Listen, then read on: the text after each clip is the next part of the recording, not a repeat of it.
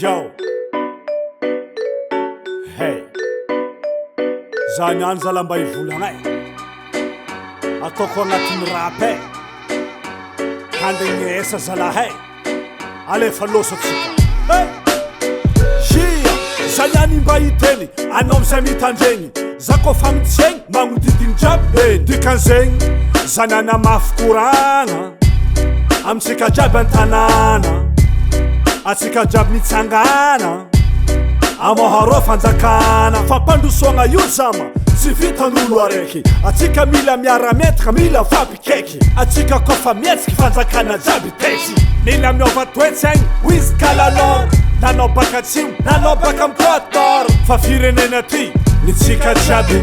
Atsika malagasy aza miady. Mifankatiava zegny hitady. Zegny fo solution atsika koa ty voatra. Nahino raha mandalo mila fagnamboatra.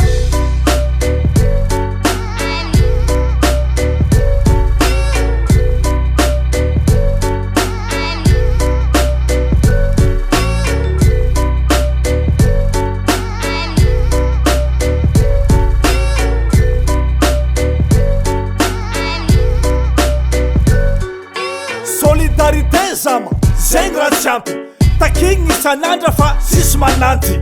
Anao mitatatata ndraiky hôlogno jiaby fampiny. Atsika olombelogno diane mifampianky. Magniry antegna mahita tanànan'olo mivoatra. Atsika malagasy nefa tokony ho tafiboaka. Nefa atsika tsy mitambatra, akory ataotsika ho sambatra. Aza miambigny fanjakana hampanjary atsika.